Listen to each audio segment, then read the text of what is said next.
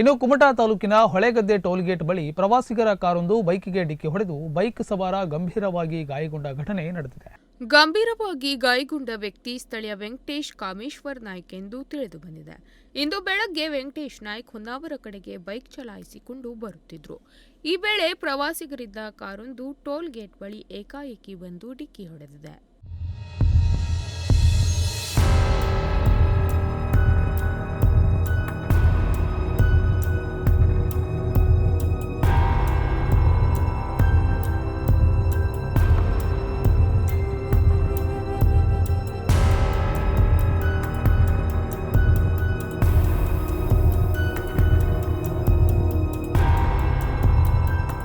ಡಿಕ್ಕಿ ಹೊಡೆದ ರಭಸಕ್ಕೆ ವೆಂಕಟೇಶ್ ನಾಯ್ಕ್ ತಲೆ ಮತ್ತು ಕಾಲಿಗೆ ಗಂಭೀರ ಗಾಯಗಳಾಗಿದ್ದು ಸರ್ಕಾರಿ ಆಸ್ಪತ್ರೆಗೆ ದಾಖಲಿಸಲಾಗಿದೆ.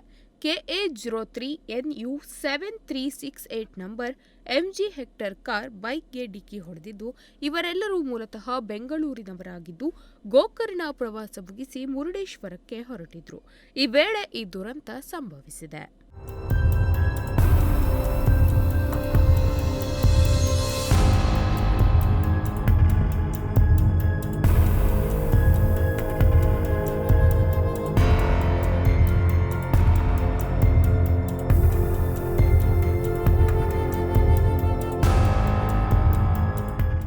ಇನ್ನು ಅಪಘಾತ ನಡೆದ ಸಂದರ್ಭದಲ್ಲಿ ಸ್ಥಳೀಯರು ಆಂಬ್ಯುಲೆನ್ಸ್ ಮೂಲಕ ವೆಂಕಟೇಶ್ ನಾಯ್ಕ್ ಅವರನ್ನು ಆಸ್ಪತ್ರೆಗೆ ಕಳುಹಿಸಿಕೊಟ್ಟಿದ್ದಾರೆ. ಸ್ಥಳಕ್ಕೆ ಬಂದ ಪೊಲೀಸರು ಪರಿಶೀಲನೆ ನಡೆಸಿ ಪ್ರಕರಣ ದಾಖಲಿಸಿಕೊಂಡಿದ್ದಾರೆ.